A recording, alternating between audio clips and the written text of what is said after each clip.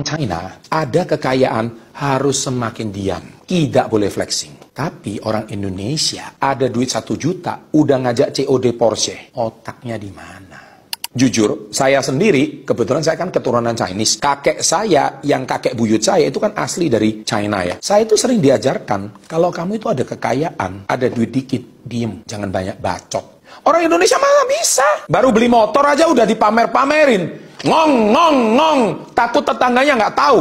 Kalau kamu itu barusan punya motor. Itu dia. Kita nggak boleh. Kita diem. Kenapa orang Chinese itu filosofinya seperti itu? Karena diam itu bukan berarti lemah. Diam itu adalah strategi untuk mengamati, memahami, dan mengambil langkah yang lebih tepat. Orang China itu begitu. Kalau kamu koar-koar itu justru mengumbar kelemahan kamu gitu. Kalau Indonesia malah grebek rumah artis. Dipamer-pamerin kamarnya, ranjangnya terbuat dari apa, bahkan ikannya harga berapa, kucingnya harga berapa, ditunjukin semua. Itu kebalik bener. Takut dilihat orang miskin gitu loh. Kalau orang China, kamarnya utama. Jangan sampai lu masuk. Apalagi di konten. Gak bakal lu. Kenapa? Itu rahasia dapur. Dia gak mau kelemahannya itu diumbar-umbar. Di Indonesia, Sultan! Gitu kan ngomongnya kan.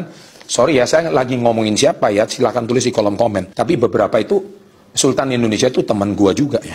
Sorry bro. Tapi dalam filosofi ini terlalu banyak bicara seringkali membuka kelemahan. Makanya jangan banyak bacot. Indonesia bacot, FYP, gila nggak lu? Makanya orang China ya, diam-diam tahun depan ada 20 gedung baru. Nah gitu loh orang China itu kalau kerja. Di sini ngomong doang, rapat DPR nggak kelar-kelar, izin aja nggak keluar-keluar. Sampai 10 tahun masa jabatan selesai, 1 gedung pun nggak ada yang dibangun. Itu Indonesia, buacotnya terlalu banyak. Gimana mau tanding lu sama orang China? Oleh sebab itu, kamu mau tahu nggak sih BYD itu bisa sukses kenapa? Kenapa dia bergerak dalam senyap? Dia diam-diam ngamatin Tesla. Tiba-tiba BYD bikin kantor aja di Indonesia. Tiba-tiba satu orang diangkat Tesla kok komplain ya, baterainya kok susah ya, ngecasnya kok bermasalah ya. BYD menjawab solusi itu semua. Itulah karakter orang Chinese. Work in silence, bekerja dalam senyap. Filosofinya seperti itu. Kan sekarang kamu pakai QRIS. QRIS di China itu namanya WeChat Pay. Kenapa kok China itu tiba-tiba bisa dengan kode biner, hitam dan putih? Itu kan kotak, hitam putih kayak papan catur gitu kan.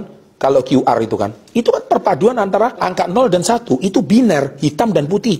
Teknologi itu siapa? Yang bikin itu Tencent. Kalau kamu sekarang bergerak di perusahaan teknologi, kayaknya kamu harus belajar ke Tencent deh. Termasuk Alibaba kenapa bisa sukses. Kamu mau tahu ke company BYD? Mau ke company Alibaba? Mau ke company-nya Tencent? Saya siap membawa Anda. Sekarang saya punya link afiliasi, bisa langsung belajar langsung di kantornya. Saya rencana membuat business trip tanggal 4-8 Agustus 2025. Dan kita belajar dari orang Chinese yang pendiam itu. Tapi tajirnya minta ampun. Maksimal cuma 45 orang aja. Nggak bisa lebih. Kalau Anda langsung berminat, nggak usah banyak cincong, klik kontak kami sekarang juga.